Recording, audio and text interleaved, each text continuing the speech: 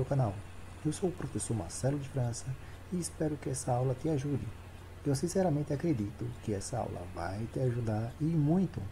Não esqueça de deixar seu like e ativar as notificações para receber conteúdos novos e exclusivos. A aula de hoje é sobre coloides. Para entendermos coloides, precisamos diferenciar soluções, coloides e suspensões. Para diferenciarmos soluções coloides e suspensão, vai depender do tamanho das partículas.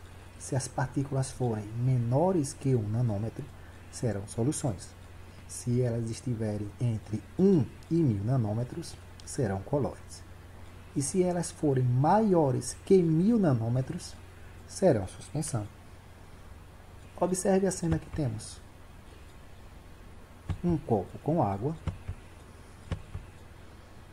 e acrescentamos um pouco de sal a essa água.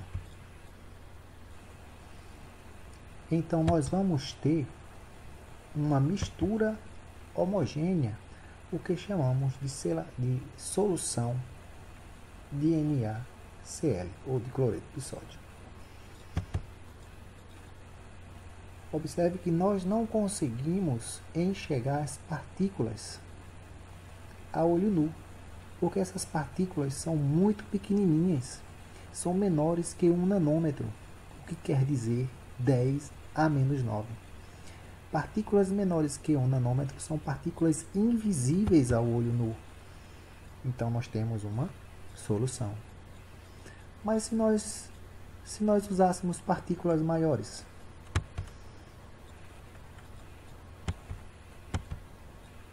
Exemplo, nós teríamos uma solução com água e areia. No primeiro momento, a solução ficaria turva, mas com o passar do tempo, a areia ia ficar depositada no fundo e você conseguiria enxergar duas fases: a fase líquida da água e a fase sólida da areia. Essas partículas, elas são grandes, são maiores que 1000 nanômetros, logo são visíveis a olho nu e são chamadas de suspensão. Recapitulando então o que nós vimos até agora, partículas menores que 1 nanômetro vocês não enxergam a olho nu, mas partículas maiores que 1000 nanômetros você consegue enxergar a olho nu. E as partículas que estão entre 1 e 1000 nanômetros?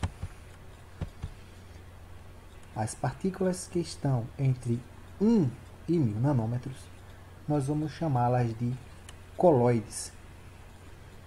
Em solução, nós temos soluto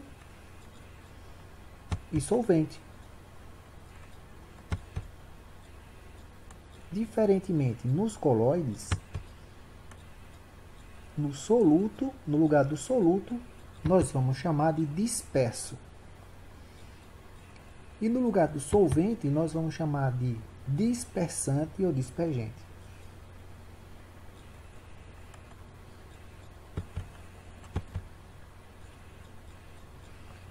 E se nós tivéssemos aí uma visão macroscópica? Vamos pegar o nosso exemplo da água com sal. Então nós temos aí a água com sal. Observe que ela é transparente, porque as partículas elas são pequenininhas. Logo, é uma solução. Já nos coloides, um exemplo que nós podemos pegar é a água com maionese. Ela é translúcida, ou seja, ela é opaca. A luz não passa por ela. Deixa eu fazer uma perguntinha para vocês. Qual o estado físico do creme dental? Será sólido? Será líquido? Ou será gasoso? Responde aí. Bem, não é nenhum dos três. Ele é um estado sol,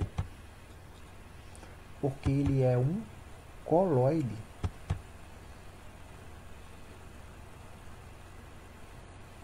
Mas o creme dental é feito de quê? Ora, o creme dental é feito de um soluto que nós chamamos de disperso, no seu estado sólido, e o dispersante, que seria o solvente no seu estado líquido. Quem puxa o estado físico é quem está em maior quantidade. Como o dispergente está em maior quantidade e tem aquele aspecto meio líquido, e o soluto tem um aspecto meio sólido, ele vai ficar um pouco mole daquele jeito. Um outro estado que nós podemos estudar, além do sol, é o estado gel. Existem várias substâncias que, pelo nome, podemos dizer o estado físico gel. Nós temos a geolatina, nós temos a geoleia, que são representantes do estado gel de coloides. Mas existem alguns que o nome não ajuda muito, que é o queijo. Essas substâncias são feitas da seguinte maneira: você pega um disperso no estado líquido e um dispersante no estado sólido. Observe que quando às vezes você coloca o queijo na geladeira, ele solta um líquidozinho, certo? Significa dizer que tem um líquido ali dentro. Um outro estado que nós podemos estudar é o estado de emulsão, que é um estado famoso dos coloides. Como representante, temos a maionese, que é feito do disperso líquido e o dispersante também líquido. Um outro exemplo clássico é chamado de aerossol. Nesse caso, o dispersante está no estado gasoso. Nesse caso, nós temos duas situações. O disperso pode ser sólido ou o disperso pode ser líquido. No caso do disperso ser sólido, temos o representante, a fumaça. Mas quando você olha a fumaça, você vê um gás como se tivesse partícula sólida nele. E se for líquida? Então nós temos a neblina, que é um gás e um líquido. Existem placas que tem escrito: sob neblina, use luz baixa. Nós acabamos de ver que a neblina é um estado de coloide, que é feito de partículas relativamente grandes. Ou seja, se você está de carro e jogar o farol alto nessas partículas, a luz vai bater nessas partículas e vai se espalhar toda, prejudicando ainda mais a visibilidade. O nome desse espalhamento da luz, causada pelas partículas de um coloide, ganha um nome importante, chamado de efeito Tyndall. Então, temos que usar farol de neblina quando nós estivermos na neblina. Ora, o que esse farol vai jogar? Ele não vai jogar a luz para frente, ele vai jogar a luz para baixo.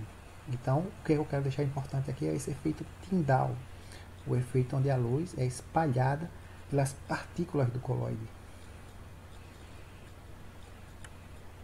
Para fechar nossa aula, nós temos um estado de espuma, onde o disperso terá o estado físico gasoso.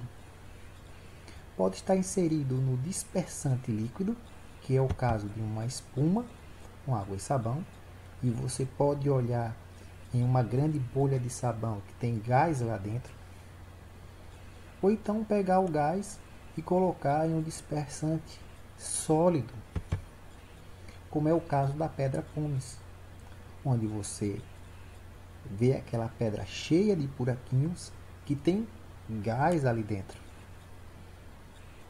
Para ficar melhor, dê uma olhada no nosso resumão. Temos aí a tabela do resumão. Nós temos o Sol, onde o disperso é sólido e o dispersante é líquido. Um exemplo é o creme dental. Nós temos o gel, onde o disperso é líquido e o dispersante é sólido. Exemplo: gelatina, geleia, queijo. Emulsão: tanto o disperso quanto o dispersante são líquidos. Temos a maionese. O aerossol, tome cuidado que nós podemos ter dois.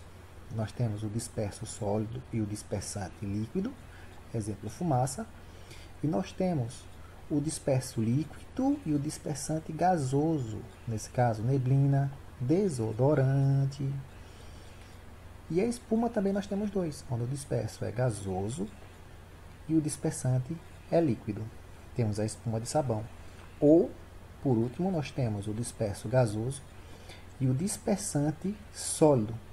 Nesse caso, nós temos aí a pedra pómez. Muito bem, pessoal. Essa foi a nossa aula de hoje. Espero que vocês tenham gostado. Se inscreva no canal e deixe seu like. Te vejo na próxima aula. Muito obrigado, fica com Deus e até mais. Tchau!